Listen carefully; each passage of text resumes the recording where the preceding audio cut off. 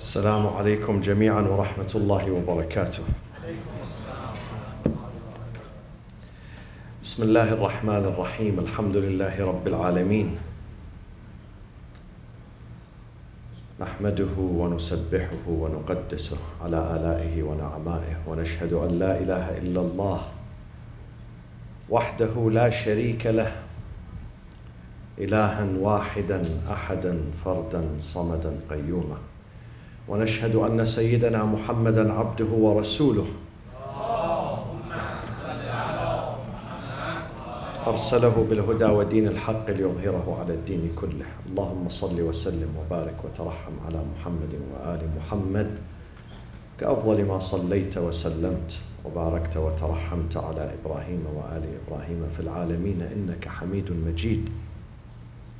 وصل اللهم وسلم على جميع الأنبياء والمرسلين والأوصياء والصديقين وعترة نبيك الطيبين الطاهرين وأصحابه المنتجبين ومن تبعهم بإحسان وإيمان إلى يوم الدين. عباد الله، أوصيكم وأوصي نفسي بتقوى الله ولزوم أمره.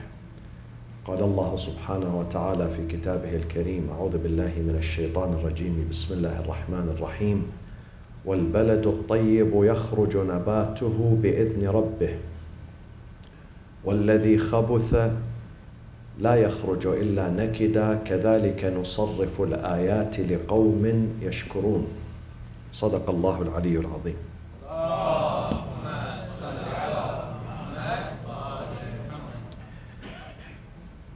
In the tradition of the Prophet and his family, we learn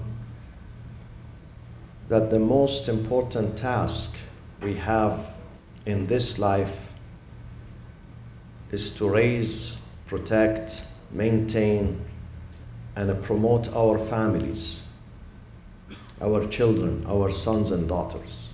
That is the most sacred and most critical and most important task we have been endowed with. To raise our children according to human principles, Islamic principles. So our children be true servants, sincere servants, good servants to their families, to their communities, to their societies, to their neighbors, to their countries. Today, the most important reserve a nation can have, not the gold, not the oil, not other types of minerals. The best reserve any nation can be proud of and count upon is the young generation, our sons and daughters. Countries can advance themselves through these real resources, human resources. We've seen countries who have natural resources. They have oil. They have other type of minerals. But they are backward, moving backward. Islam is being disintegrated there, being completely dependent. Their societies are completely dependent on America, on the West, because they cherished the oil, but they did not cherish their sons and daughters. They're a new generation. They left them. We must learn from that. That God has given you many gifts, but the most important gift God has provided you with are your children, your family. Take care of them. Protect them. Encourage them. This is the message of Ahlul Bayt. This is the message of Muhammadun wa alu Muhammad alayhim as-salatu was-salam.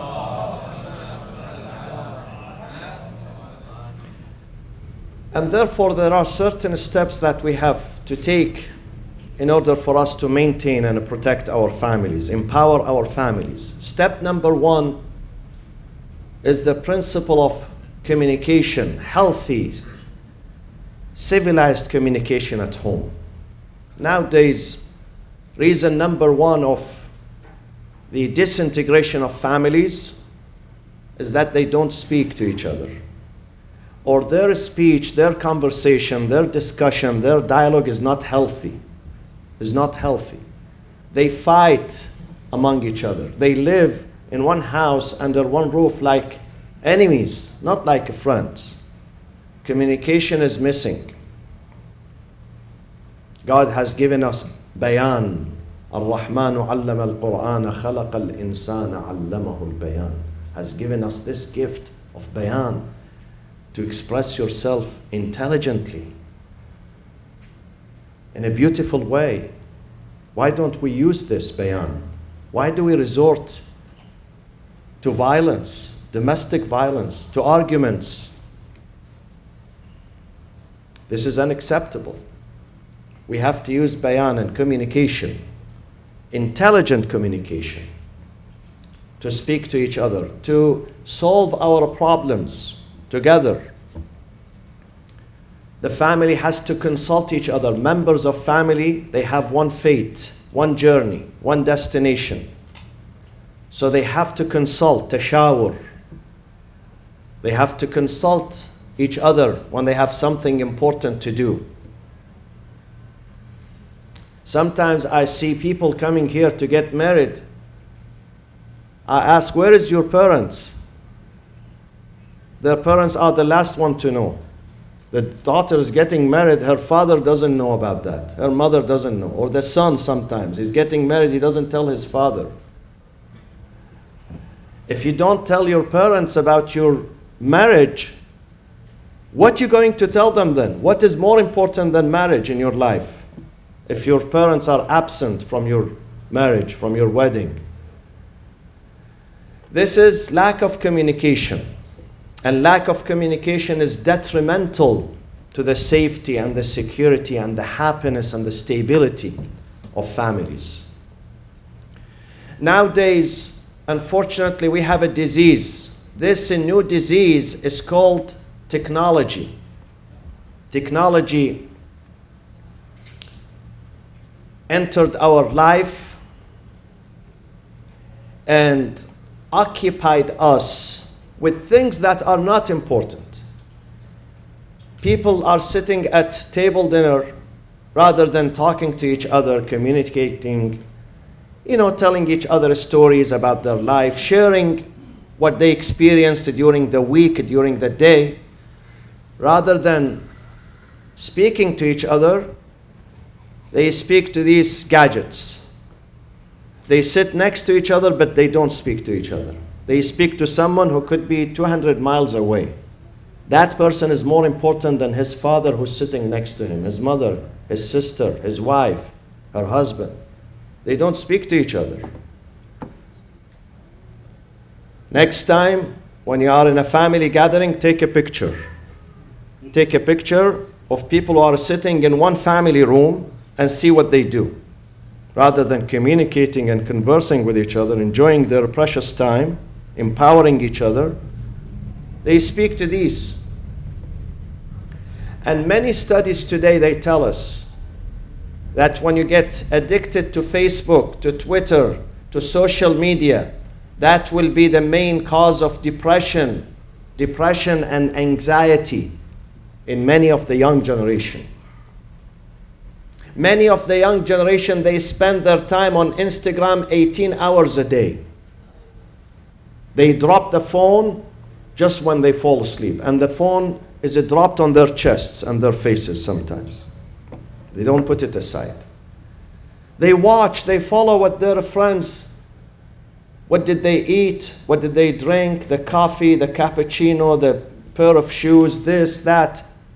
This earns them depression and anxiety. It would not bring stability. It would not bring stability. This is why most of the young generation today, they are not focused. They cannot focus on their studies, on their schools, on their jobs, on their lives. They have confusion. Why in America today, in this richest nation, the most powerful nation, we have the highest rate of depression, of anxiety? The LA Times tells us that 83% of the American people, 83% of the American people, sallu ala Muhammad wa ali Muhammad, they survive, 83% of them, they survive on sleeping pills. They don't have a peaceful sleep, normal sleep. They have to use sleeping pills. Sometimes at all times and sometimes at certain times. This means that we do not communicate as humans. We communicate with these gadgets, but not with our brothers and sisters and children and family members. This is one of the results of being completely dependent and obsessed with technology today. Technology is replacing human relationships. In the past, we had to go to our parents' home to kiss their hands, to check on them, to greet them. Nowadays, we send them WhatsApp message. I'm busy with my office, so human relationship is important. Stay away from this. We have to have power of resistance. We have to have power of resistance. We have to teach our children there is time for everything. There is time for communication. When we sit in a room at the dining table, we put these aside. Because here we are as humans. We need each other. We need to look into each other's eyes and speak to each other and ask each other and converse with each other. Enjoy the conversation together. Today, this is the most important requirement of keeping your family safe. To spend the quality time with your family, whether at home or outside. Don't tell me I'm busy with work, I'm busy with my office. Nothing is more important than your children. Invest in the life of your children. Spend time with your children. Even when you drop them at school in the morning. I knew a father who hired someone to take his kids to school. I said to him, don't do that. You have to wake up in the morning, take your kids yourself. Because within these 7-10 minutes that your son is with you in the car, you can talk to him. You can exchange some ideas. Don't relegate your children to strangers. Strangers are not going to take care of them. So this is number one requirement. To build strong families, to protect them, to maintain them, is to have a good method of communication. A good method of communication with all members of families. We speak in a civilized way. As I mentioned, and I mentioned this again and again and again, a gift that God has given us. Why don't we use it? Ar-Rahmanu allama al-Qur'ana khalaqa al-insan allamahu al-bayan, has given us bayan. Intelligent way of communicating and conversing. Why not using that? It will build us and protect us. Number two element in protecting our families is that definitely we have rift sometimes among family members, between the husband and the wife. We have misunderstandings. The husband and wife, they quarrel sometimes. They disagree sometimes. Sometimes they don't speak to each other. This is natural. This is natural. Do you want me to tell you how many prophets of God, prophets, they didn't speak to their wives. They stayed away from them, including our Prophet Muhammad sallallahu alaihi wasallam. Check chapter 33, Surah Al-Ahzab. We don't tell these stories in public, but these are facts in the Holy Quran. But that would not last forever. A prophet is a teacher of akhlaq, is a role model. So we need people to intervene, arbiters. This is in chapter 4. وَإِنْ خِفْتُمْ شِقَاقَ بَيْنِهِمَا, if you fear a division between the husband and the wife, misunderstanding, a rift, a conflict, فَابْعَثُوا حَكَمًا مِنْ أَهْلِهِ وَحَكَمًا مِنْ أَهْلِهَا. Send an arbiter from his family, another arbiter from her family. إِنْ يُرِيدَ إِصْلَاحًا, if they sincerely seek reconciliation, يوفق الله بينهما. God is going to help. God is going to bless this. In yurida. It depends on us. God is not going to mend the relationship between two people who hate each other, who do not want to see each other. God would not do that. God does not waste his time.